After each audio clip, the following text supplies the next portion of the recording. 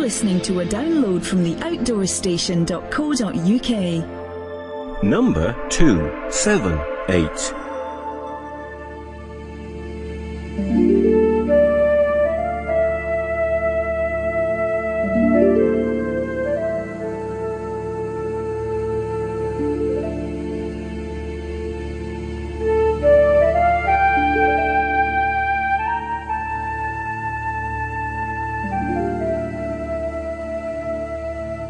Hello and welcome to number 278. These numbers are rattling by. And first, I suppose I must apologise for a little bit of a delay from production of this one. From the previous ones, as I think possibly people will probably remember, I did say that we've got a few weeks solid work, and we're just at the end of a 3-week continuous run as we went to the Wilderness Gathering 2 weeks ago, which was a 3-day event, and then last weekend we went down to Markham Park for another bushcraft weekend.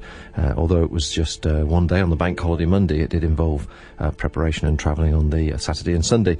So we're at the end of 3 weeks, and we are looking forward to having a little bit of a rest. However, in the process, did meet quite a few interesting people. The two events themselves were perhaps not as well attended as we would have liked. The Wilderness Gathering certainly had a good attendance, a good selection of trade stands, good attractions that were there, but prices had increased over the previous years, and I think that probably scared a few people away. So there wasn't as many people with as much spending money in their pocket. And we certainly didn't see as many people walking around tooled up with exotic new knives and bushcraft equipment as we had the previous year. Last year's show at Markham Park was last week's show was more of a trial run, really, to see if it would work there. Fantastic location, immense grounds, right in front of the sort of the stately home, which is one of the instigators of all the industrial development in the area. And sure enough, half a mile away was the sort of Port Talbot and some of the steelworks, which just left the whole ground rumbling all night long. So it was a different environment, beautiful countryside surroundings, but this sort of industrial noise and hum going on. However, at both shows we did meet numerous people, old customers and new customers, and speak to a couple of people, and one person of which I've did an interview with, which will be playing in this podcast. So what have we got? Well, the person concerned actually is a chap called Paul O'Connor from a company which is probably known in this sort of alternative market, alternative information market and media market as Undercurrents, something that I came across myself several years back, and had lost all contact with them until I spoke to Paul about the making of the A to Z of Bushcraft, which is a great video, the DVD, which is also available on the internet as well, and he tells us more about the production of that particular task, and also more about the general work that he does. And I think, in all honesty, my listeners around the world will be fascinated with what he's got to say and some of the stories and information he's got to impart to you. As many people will remember, our European correspondent, Roman, was busy at Friedrichshafen this year talking to numerous trade stands about products coming for 2010, one of which was Pacific Outdoor Equipment, an American-based company. And it would appear that they're actually going to start making a fairly aggressive impact into the mainland European market. So I'm sure we'll be seeing their name around a lot more. Now, Roman spoke with Case Carpenter, who's the Vice President of Operations at Pacific Outdoor. And interestingly, he was, you know what Roman's like, he's into anything lightweight. Two things caught his eye. First of all, that they're bringing out a new sleeping mat, which falls into the same weight category as the Thermarest Neo Air, and theirs is called the Thermo Elite. So Roman certainly got onto that subject. But also what caught his eye was the lightweight rear pannier set that they make for cycles, which currently goes with, or is intended to go, I believe, with their front pannier lightweight set. So here's Case Carpenter to tell Roman more about it. Yes, we'll be unveiling a lightweight rear pannier. So The front pannier was a 50 denier material with a split articulated back where the mounting points are. The rear will have a full sheet just because of the nature of the rear racks, but it will be 50 denier. It will be basically the same shape as our existing panniers are for the rear, but we've taken steps to reduce weight in that frame section by drilling it out and doing some other things. Primarily by reducing the weight from the 420 material we usually use down to the 50. It drops the thing down to probably about 20-25 ounces, somewhere in there. So it'll kind of answer the questions we got after we unveiled the front pannier, is why don't you do a rear pannier? So it's coming, it is in the line, and it will be available in 2010. So first or second half, what's your best guess? Oh, first part of 2010, if not earlier, if not the fall of 2009. Okay. It's completely done. Yeah. So in terms of choice of color, it will be in the same light green gray combination? Yeah, same color combination, just to keep it simple for us. And everything else we do is either in the bright highlighter or it's in black. So it just makes it easier on us than having to do 50 different colors on everything. So yeah, it should be good to go. So do you have any idea about the retail price for Europe for those pennies at this point in time? I don't know off the top of my head. We're dealing with distributor pricing right now, so it's generally just a straight wholesale. In the U.S., I believe they'll be like $50 retail each. Most everything we do is in pairs, like we do rears in pairs, things like that, but on the lightweights we're doing them separately because people just seem to want to buy them separately. You can shrink them down and stuff them into other panniers if you don't need them. So you could take the front, roll it up, stuff it in the rear. So you may change that. We don't know. It might turn into a pair thing later. But packing the stuff is always kind of a problem for people, especially making it waterproof. Allox sacks are a viable option, but actually Pacific Outdoor will come out with their own version of their kind of Allox sacks, which are called pneumozips. And well, what's the story behind that product? Well, the pneumo zips are pneumo. Okay. Well, okay. The pneumo zips came out of our pneumo lightweight dry bags. It's the same material. It's a 33 denier material, and it's kind of our request internally to have things to put pens in, iPods in, and when we're traveling and things like that. And a lot of times, even when we're backpacking, we use Ziplocs. It's just easy. You go buy a bag, you keep them in the drawer, you keep them in your gear room, and you load up that way. These are a little more, we feel, environmentally sound in that you can reuse them and reuse them and reuse them, whereas in a Ziploc, generally, they're worn out after one or two trips. So you can continue to use these. They've got a very, very strong Ziploc. They're not something you want to take and dunk underwater, and I know that's kind of how Allox has done their marketing, is you can take them underwater under a certain amount of pressure. We didn't really design them that way. It's just we needed them, and that's kind of where a lot of things come from us, is we want something that we don't have, and so we design it and build it, and if it works, we sell it. So we designed them basically at the beginning on the same sizes as a Ziploc, which hopefully won't get us in any trouble. But so they're labeled as a pint, a quart, a gallon, and then the jumbo, which is a 2-gallon. So we just figured that works. People are already using those sizes in the real deal, and so that's what we did. So you say it's not submersible, but it is, but we haven't done any testing on it to do that. And when you get into that, you get people putting electronics in there that they shouldn't be, and they expect you to be liable for it. So it's kind of one of those things that we don't want to get involved with at all. And I don't know why you would anyway. I mean, it's just whatever. We're not going to go that way. All right, but it's for sure to say it's safe to say that. If you put them in your pack and it's raining and your pack gets wet, yes, that the items inside there will be protected. Totally. We take the tack that it's kind of like if you have a BB gun or a cannon, and you're out and you're getting spray. That's kind of like a BB gun, and you don't really need a lot of protection from a BB gun. But if you're going to have a bullet or a cannon shot at you, you probably want a little more protection than that. So it's kind of levels of protection. You put something in one of these, and then you put that inside something else, and then you put that in a duffel, you put that in a bag or something like that. But, for general splash, commuting, whatever, even rafting, if you had it out, as long as that Ziplock's shut and you're getting splash on it, it'll be fine. It's just when you start putting water pressure on any of these things and they have a little bit of air in them, that's generally what forces it to blow. Mm-hmm. You have to really suck all the air out, or else, it pops either that or a roll top. So, yeah. So same question here. When will those be available, and what's the possible price point, if you know, for Europe?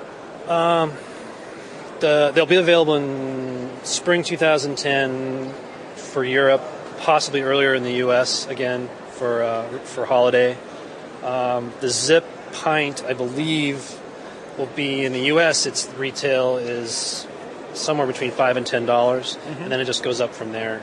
I don't know what the euro is going to be. We'll have to figure that out. So I see here 2 sizes are in blue, the other 2 sizes are in red. So what kind of color combinations are available? It'll be 4 colors in all the sizes. So you'll have the blue, the red, and there'll be a yellow, and then kind of a leaf green. So you can mix and match the colors if you want to stick things in different colors and organize it that way or something. So last year, Cascade Designs released the Neo Air, which caused really some interest in the outdoor community. This year, Pacific Outdoor will release a new series of sleeping pads called the Thermo Elite, and they are also kind of in the same range of weight and pack size, almost like the Neo Air, but obviously they have their own specifics, and we want to know a little bit more about them. So can you give us kind of an introduction what this new series will be all about? Well, we didn't really envision this to go after the Air Neo specifically. We try and stay away from trying to do that type of thing. We try and innovate on our own. And they kind of jumped ahead a little bit with that Neo. But our I guess if you want to call it, our answer to that is this Thermo Elite. What we're doing here was we were trying to go under 1 pound US. Because most of our other pads are just above that. They're 1 pound, 3 ounces or something like that. And it's hard. When you get down to this level, you're talking about 50 denier fabrics, really lightweight valves that aren't plastic still. We still use an aluminum valve. And so to go down another level and still maintain durability and inflatability over time is kind of hard. So we worked on it for the last year pretty much, and we've come up with this Ether Air, or Ether Elite. The Elite is different in that the material is a 33 denier fabric, top and bottom, similar to our Numos. So we're reusing that color and that fabric, so it helps in usages anyway. The old Thermo is still around, and it's a 50 denier top, 70 denier bottom, so it's definitely going to be heavier. And then what we ended up doing was reducing the amount of insulation in the Elite, so it covers 4 out of the 6 tubes and only in your torso. So you're still getting 3-season reduction in heat transfer between you and the ground, but again, we cut out as much weight as we could where we could and still maintain a pad that you can actually use, and not just in the south of the U.S. in the middle of summertime, which that's kind of the compact is kind of that pad. So what about the pack size and the actual weight of those pads then? Well, the pack size is smaller than the Thermo because you've obviously taken out a lot of fill in the insulation. The weights there's a long version at 78 inches long, that's 15 ounces. The regular, which is 72 inches, is 14 ounces. And then there's a 3/4 length, which is 48 inches, and that's 10.75 ounces. What was the other question? I'm sorry. And the pack size? The pack size is smaller than an Algene bottle, basically. It's probably should be saying something else, like smaller than an aluminum bottle or a Lock-On aluminum bottle, which we distribute as well. But it's pretty small compared to the original Thermo, which I thought was very small. It's like 4 inches diameter by 10. This is going to be more like 2.5, 3 by however small you can get it width-wise, really, by folding it. So it's very tight. And finally, availability and price point for those? Availability is, again, fall and spring of 2010. They're in the line. going forward. And the price point in the U.S. will probably be, I believe, 70 to 80. The thermal right now is, I think, 65, somewhere in there. It'll be a little more expensive because of the 33 denier fabric, but not much because we are taking some insulation out, so it'll just be a little more.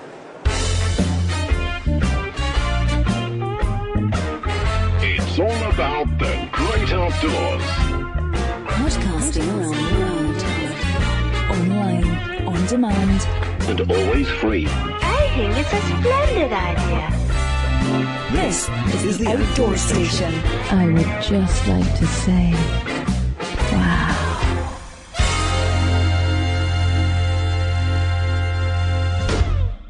For more information about Pacific Outdoor and their forthcoming designs, please visit their website, pacoutdoor.com. And thanks to Roman for recording these interviews. In fact, Roman does a very, very good catalogue of detail of everything that he is involved with lightweight equipment, and certainly Friedrichshafen. So I'm sure you'll see photographs and so on over at his blog spot. And his address is lighthiker, spelt L-I-G-H-T, lighthiker.wordpress.com. And there is acres and acres of very, very detailed information from Roman, and I'm sure there's hours of reading for people who really want to know the full stops and commas of all these products. So that's a good alternative media.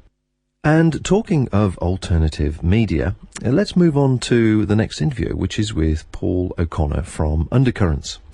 Now, I expect a lot of people have probably not heard of Undercurrents, and I only came across the name myself many, many years ago when I saw a video that was being distributed about some of the events which were being recorded where people were protesting against environmental issues and some of the corporate activities. And I was surprised to actually meet him at Margam Park. But the reason for our conversation was basically that he'd produced the video, the A to Z of bushcraft, with Andrew from Dryad Bushcraft. So the conversation started when I asked him about the video and how it all came about. Well, the A to Z of bushcraft came about by myself finding out about this bushcraft course near me, so I decided to go along and spent the day in the woods and met this guy called Andrew Price who was teaching, and I thought he was so amazing and how he presented things came across, so I thought actually he'd be good on video. So I had a chat with him about, well, how about we just film some bushcraft skills and put them on the web. So I looked at the web and see what was out there, and there was loads of bushcraft videos of people doing it, but they all had bad sound, badly filmed. It was you could hardly work out what was going on because they didn't explain it very well. So I thought, okay, well, we can do better than that. So with Andrew, we worked out, well, let's do an A to Z. So we'll do 26 skills. And we thought, well, that'd be easy, wouldn't it? And of course, we started filming it, and then after a while, we started working out, well, what do you do for Z and X? And so that was a bit of a challenge. But it's become really popular. We started off with putting them on YouTube and putting them on different websites, and then we got all these comments and saying these were great. And then we just designed a website there a few months ago, and now we have a really stylish website, and we're starting on series 2. So we managed to do 26. I'm starting the second series, and it's just taken off. And it's just. Can I just sorry? I've seen some of these on YouTube. So the DVD that I can see here for sale, is that the same content I've seen on YouTube, or is this a more expansive version? Slightly more expansive version. But what we did was by putting them on YouTube, and lots of people are watching them. But we start getting lots of emails of people saying, "I want the whole thing together. Where can I download it or whatever?" Okay. So we brought out the DVD. So the kind of business model we have is we put these videos out for free under a Creative Commons license, which means anybody can use the videos for non-commercial uses. But if you want to support the series and the production of the next series, buy the DVD. It's only 10 quid. The more people buy the series, the more we can continue. And that's kind of what we're doing, really. So if you can't afford it, you watch it for free online. If you do have some money, send us some money, buy a DVD. You've got a very nice business model here, I can see, with the whole ethos behind the business. And the bushcraft is just one part of it. I understand you're releasing one on climbing shortly. Yeah, well, it's been so successful. Like, we've had nearly 2 million views of these A to Z bushcraft videos. that we thought actually it works. On the internet, people want to watch 5-minute videos. It seems to work for that sort of time length. You can download them onto your podcasts, onto your mobile phones. So we thought, okay, what else can we do? And Andrew is a qualified climber, rock climber. So we said, let's do the A to Z of rock climbing, which we filmed this summer. So that'll be released in winter 2009. And then we're doing the A to Z of climate change as well. We have this poet, he's a performance poet. So he's going through and explaining climate change in an easy 26-step. And who knows, like we've had the opera, the Welsh opera onto us, and they want to do an A to Z of opera. So we're thinking, okay, maybe we'll do that. But it lends itself to the web perfectly, and it's an easy format, and we can film it as and when we have the time. Well, we must mention Andrew because it's from Dryad Bushcraft. So if anybody wants to know more information about that, they can look him up on Google. But the way this all came about is quite an interesting background story. Undercurrents itself, as I understand, and we've just had a conversation. I recognise I've seen some of your material from years back. So perhaps you'd like to give the listeners a bit of a background about how the business came about before you actually got involved in the bushcraft side of things. Well, I was a sports photographer in Ireland, and I stopped off in London. I was heading out to Greece for a break, and I stopped off in London and found out about this protest against a road, the M11 Link Road in East London. And I was watching what was happening there, and I got involved in the campaign. I was looking at how the media was portraying the campaign, and I thought, well, that's not what I was seeing. And then I met a couple of ex-BBC journalists who felt exactly the same, but they were frustrated about how environmental issues were being covered in the BBC. And then we met a media student who'd come in. She had these skills, fresh out of university, thinking, I want to do something with media. And of course, not finding a slot in the mainstream media of being able to use her skills wisely. So we said, well, let's make our own news. So we produced an alternative news video, which people subscribe to like a magazine. So you'd subscribe for 5 issues, and every twice a year you would get a video cassette on VHS. I mean, this is going on for some time now, hasn't it, really? This started in 93, and that went on till 2000 with the VHSs. And of course, then things were changing, the internet was coming in, DVD it was more widely available. So then we switched to DVD, as well as CD-ROM, and of course now it's the internet is what's ruling our distribution. No, I mean, as I say, by coincidence, I must have seen one of those tapes or subscribed to a few of those tapes back in the 90s, and I found them informative, interesting, but also disturbing.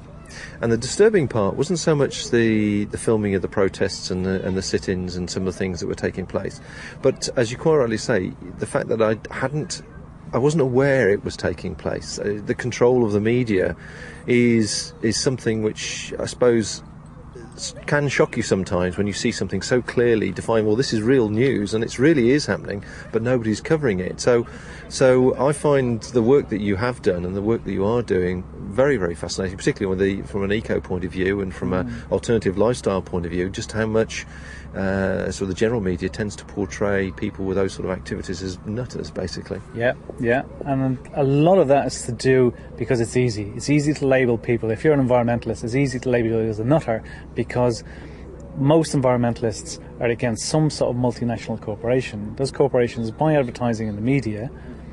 It's much easier to slate somebody who's against a corporation rather than investigate a corporation because that takes a lot of money. It takes guts for a journalist to actually go and do that.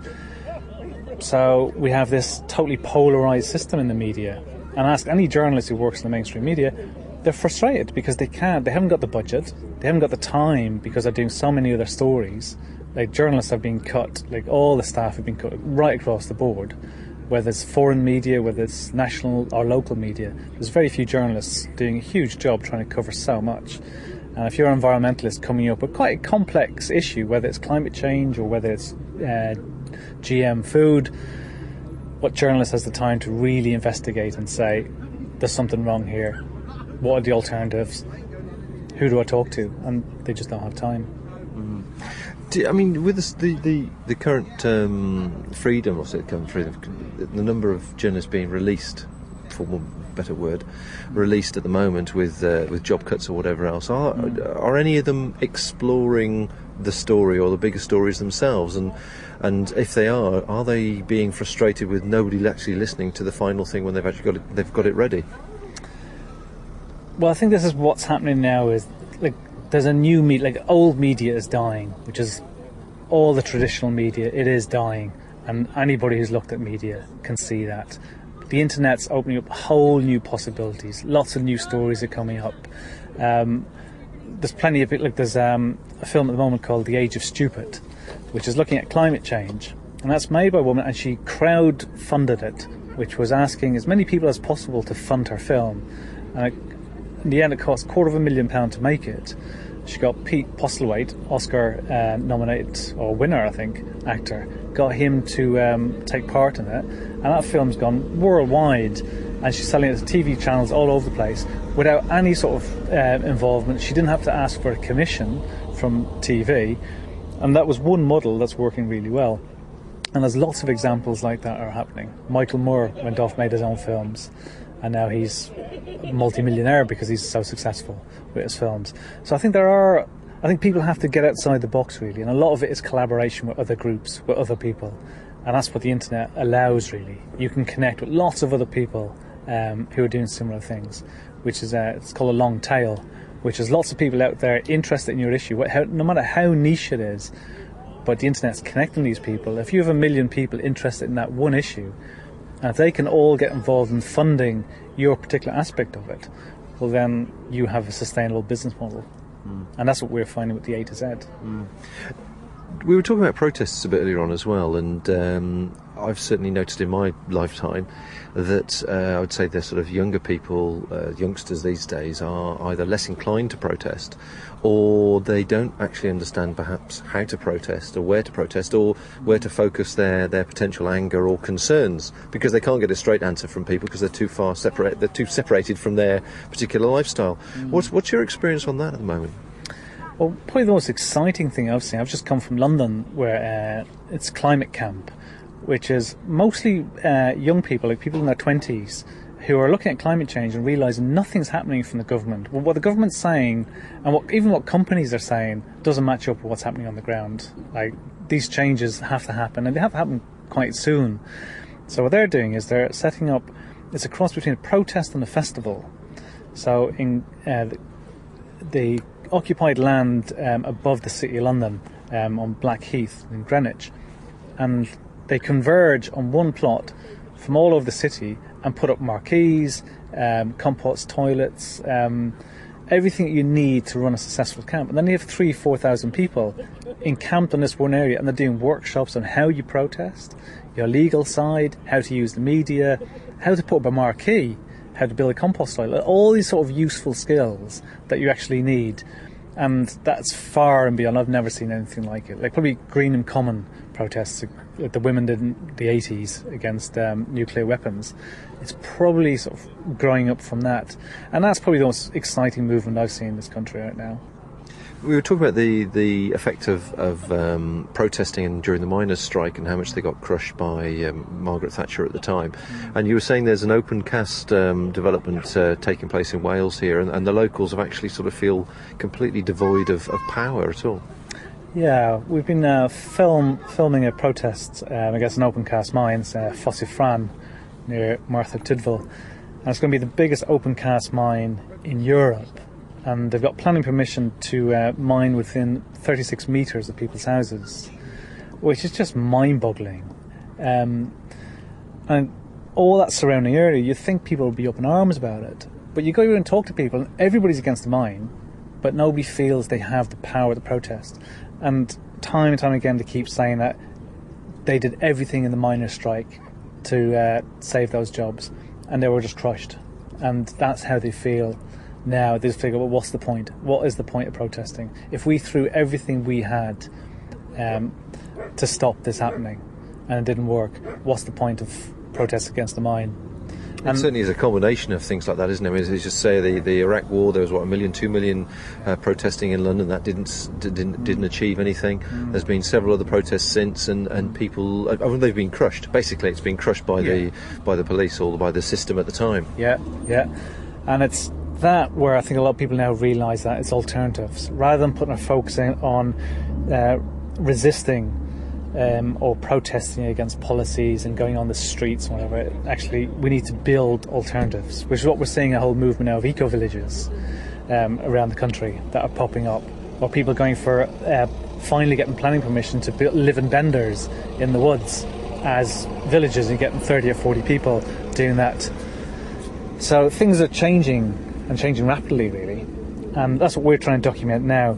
So in 10 years' time, we're going to have all this footage of people actually making real changes and living as communities and saying, well, actually, is it possible to live in the countryside and live sustainably and improve the land you're living on, rather than actually turn it into more roads, more tarmac, chopping the trees down, but actually enhance where you're living and make it a sustainable future. What I did find interesting was that you've been doing this since the early 90s, and your library, your media library now, is actually presumably starting to receive a lot of demand from major TV companies, because they didn't cover the events in those times. They didn't cover the feedback and the fallout and so on. So surely you must be gaining more notoriety in the mainstream media, even though you've always been alternative media. Yeah, even stranger than that was not only did it not cover the protests or whatever events we filmed, if they did happen to turn up at an event, and I've been with a BBC cameraman and I've been standing beside him filming exactly the same protest, a GM protest against GM crops, and 6 months later I've had Dispatches investigative series phone me up wanting to buy footage of that event, and I said, well, one of your cameramen was there, and he goes, yeah, but what they do is they delete everything. They save 30 seconds of an event, and that goes into the archive, and then everything else is deleted, because they say they can't afford to keep all this footage, because it's huge archives, huge warehouse and stuff. So the same images are recycled over and over again. So what happens is, you get an event, 30 seconds are saved, those same 30 seconds are recycled for every time they mention that's GM crops. So if it's against capitalism, it'll be a shot of somebody smashing a McDonald's, putting a brick through a window of McDonald's. That'll be the same shot. Every time they mention capitalism or anti-capitalism, that'll be the view, and that reinforces people's views about what an anti-capitalist movement is. But if you're doing a documentary, you want to widen that debate, and you don't want to use the same images. Hence, they look at archives like ours, and of course, we tell the story much wider, and then they get all excited and they buy footage from us. Well, talk about footage and people's coverage, because obviously with the modern day media and YouTube and the ability to record data in whatever format you want to do, whether blogging or videoing or podcasting, whatever it might be, the coin is starting to flip. There's actually so many pieces of information out there and so many channels on which you can pick it up, whether it be at Twitter or any of the other multitude of media devices. As a receiver, how do you sort out the big boys from the little boys, the wheat from the chaff, the nuggets of gold from the rubbish that's there? Is there any way of doing that? Yeah, I think there's a lot of ways that is happening. Like we're setting up our own internet TV channel called Vision on TV, and there's a lot of programs out there now, things like Stumble Upon, which allows people to rate videos or web pages that they find really interesting. And these are going to the top, and we're finding more and more people are rating the videos we're making, so they're rising to the top above a lot of other things. So if you do a search for whatever, if you do a search for bushcraft, it's our videos that will pop up, because so many people have rated them above who knows how many people are making videos about bushcraft, but because people like the sort of style that we're doing it. And it's the same with environmental issues. Like you might have a corporation like Shell put out saying how wonderful they are in the environment, but of course we put out a video, or any other group puts a video out and saying, well, actually Shell is destroying a lot of Ogoni land in Nigeria. Well, because more people are relating to the truth that we're putting out rather than the propaganda that Shell might put out, it's our videos that are getting pushed up to the top, because more and more people are looking for stories like that. So I think at the moment, like, the internet is this vast soup of videos and text and everything else, but slowly programs have been designed that, like trusted brands, if you like, I suppose, that people will go, okay, Undercurrents, I trust Undercurrents, I will go to their site, and we'll be able to pick out whatever issue you're involved in. It's our audience, which we have 2 million people now, just on our bushcraft alone, watching these videos, and if they're interested, they will bump up these sort of videos for other people to watch them. Have you found over the years, I mean, it's 15 years or so now, I suppose you've been doing it, isn't it? Have you found that people's attitude towards you being more trusting, in the sense that initially they were probably very dubious because it's the first time I'd ever seen any alternative media that was anti-establishment, that are actually now starting to believe it without... say believe it, but you know what I mean, sort of take it as read that is really happening, as opposed to this is really a mock-up sort of thing? Well, I think a really interesting thing that's been happening is we're getting more and more people coming into us and saying they grew up with us in a way. They watched Undercurrents at university while they were at media studies, whatever, and they've gone that, and they've come out, of course it's been 15 years now, so they're now in positions of power within the media. And whether they're editors of magazines or they're on television now, and suddenly they're coming to us because it's not so alien to them. They grew up with it, they understood it, they saw their friends. They may not agree with everything we're doing, but they understand what we're doing, and that's been great because we've influenced them now, and they're coming to us looking for quotes. They're coming to us looking for archive. If some event's happening, they're phoning us up and saying, "How do we get an in on this?" So you're a recognised source totally now. Totally recognised. Yeah. Okay, well, I think listeners would be wanting to find out more, which is understandable listening to that, and it's been fascinating meeting you, so thanks very much for your time. Give me the website so they can get the information from. So initially, if you go to undercurrents.org, that will give you links to all our different programmes and series, but if you're interested in bushcraft, you can go to azbushcraft.com. And the new TV website? Is visionon.tv. Excellent. Well, thank you very much indeed. I'm sure any donations are welcome to the cause, and it's been a pleasure meeting you. Likewise. Thanks very much.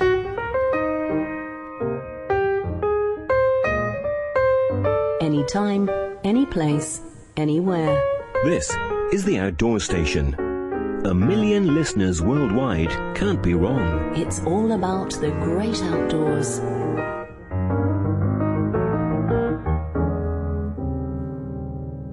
So make sure you visit the website. There's plenty there to have a look at. Certainly if you're interested in the A to Z of bushcraft, as he said, the website is www.azbushcraft.com. If you're interested in Undercurrents and the work they do, it's www.undercurrents.org. And for the new TV, which is something I think I'll be subscribing to for a little bit more information than you get from the mainstream media, is at www.visionon.tv. Thanks to Roman for his interview with Case Carpenter. Thanks to Case and to Paul. And I hope this podcast has been of interest to people and stimulating, a little bit thought-provoking perhaps. Anyway, once I've had a bit of a rest, I shall hopefully get back up to speed with producing a few more. We have had discussions with our podcast hosting service about transferring all the old Backpacking Light podcasts across to the Outdoor Station, but I'm not too sure what state they're in, as it were. So if things get a little bit confused online, please forgive me. It's nothing I've done, but I have asked the other people to do a bit of file manipulation for me, and I'm not too sure exactly what state they're all in at the moment. So we'll see how that unfolds. Anyway, hope you enjoy this. Hope you have a good weekend. It's now September, and it's certainly starting to have a bit of a chill in the air. And Rose and I really had better start training seriously for the forthcoming OMM Mountain Marathon. The one this time is in Elan Valley, and of course that was the one where last year 1,700 people got lost. Not quite. Anyway, I'll catch you later. Cheers now. Bye bye.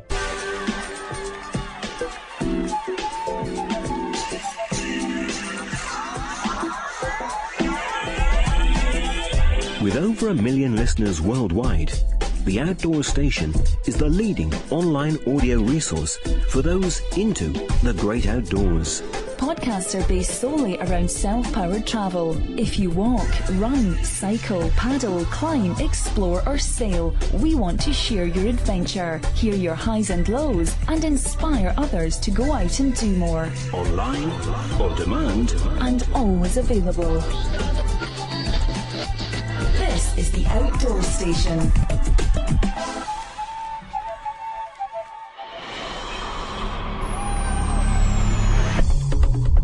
Thank you for listening to this podcast. To hear more from our extensive free library, please visit the website at theoutdoorstation.co.uk. You can now follow The Outdoor Station on Facebook, where we chat about each programme we produce, answer questions and discuss future productions. Why not join us there? This podcast is produced and hosted by theoutdoorstation.co.uk.